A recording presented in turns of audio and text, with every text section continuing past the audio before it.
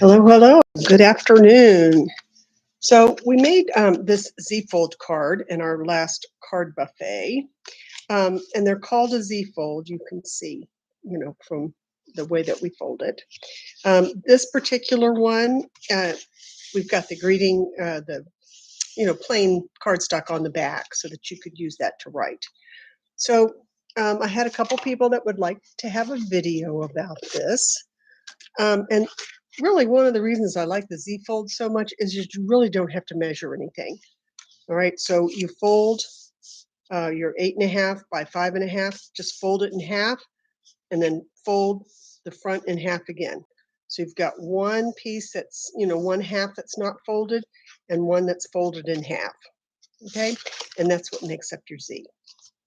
Now, you can take this card, and we've done this, just put your blank cardstock on the inside, put some designer paper here, maybe add something to the front, and just have the plain Z fold. But you'll see on this one that we added this other Z fold. Just so I wanted to show you how to do that. So for these little pieces, you do the exact same thing. You're going to fold them in half and then fold the front back in half again. And that's all I did for these. And half back again, and in half and half back again. All right.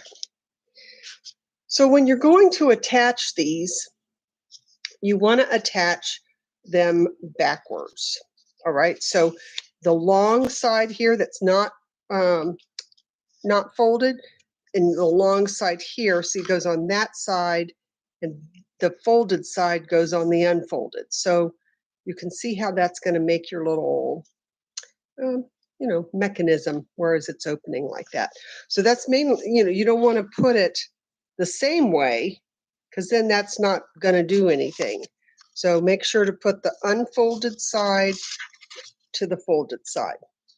Okay, and then you want to make sure that you attach it all the way to the fold. So for instance, on this side, and you can use whatever adhesive you'd like. Line that up, but I wanted the adhesive all the way to this fold. Otherwise, it's going to lift up, right? So if you've only got this here, and you only put the adhesive here, that's going to lift. All right, so you put that there, and over here, you're going to put the adhesive all the way to that fold. Okay. There we go. See how easy that is? And now you've got one. So you can leave this, with one, it can be, sorry about that, it can be wider or it can be narrower. What you want to do with this, is up to you. So if I made this just one piece wider in the middle, that would be fun. But this one, we actually took 3 pieces, and the idea was I wanted it to look kind of like a fence, like a slats. But I cut these at 1.5 inches, and that just did not leave me enough. So when we did the card for real, I only cut these at 1.25, and then the piece that goes over the top was at 1. Okay, so these pieces, let me go ahead and just put them on so we'll have them. Like I said, you could leave one. I've seen people do these, and they'll like hang Christmas ornaments or something, stamped from that, so that when you open the card, you've got something dangling down here. Those are fun. Let me just attach this.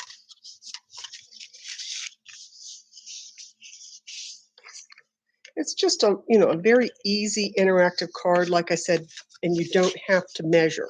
You're just folding in half and then folding in half again. Okay, this one.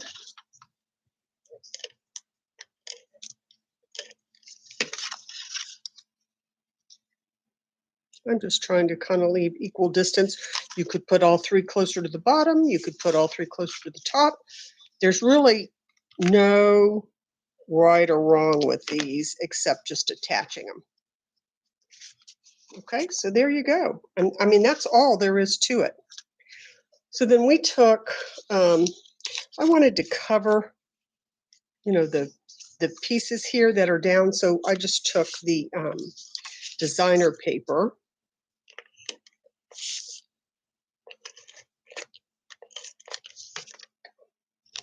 And put that on either side. Left a little bit of a margin. There we go. And then that's just covering up. You don't have to do that. Certainly can, leave it the way it is, because the basic card, as we have in the green here, that's the only part you have to make sure when you're connecting them that you're connecting the right sides together. Okay. So now if I wanted to leave this and not put designer paper on there, that's fine. If you wanted to put something behind here, that was like I don't know, an image or something that you would see when you look through the slats, just make sure to attach that first.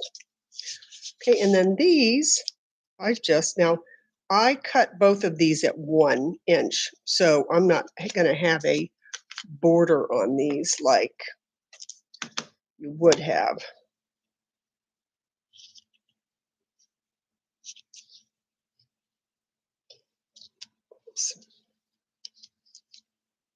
So I'm trying to make sure I line it up. And even though these have not been folded, if you'd like to fold them in half first, you can. But I always find it easier just to put them on and then fold it. It's a problem when I measure, because you can measure this if you wanted to take your paper and measure it 4 1/4, and that would be 2 1/8. That's okay. But then sometimes they end up being just a little bit off.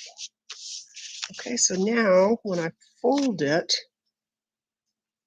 I know that my folds are going to be matching up because I'm folding them now. So see, that's it. So you would then attach your, I've used a piece of vanilla on this one and put my greeting, and this is where I would sign it. I also added a little die cut on the front.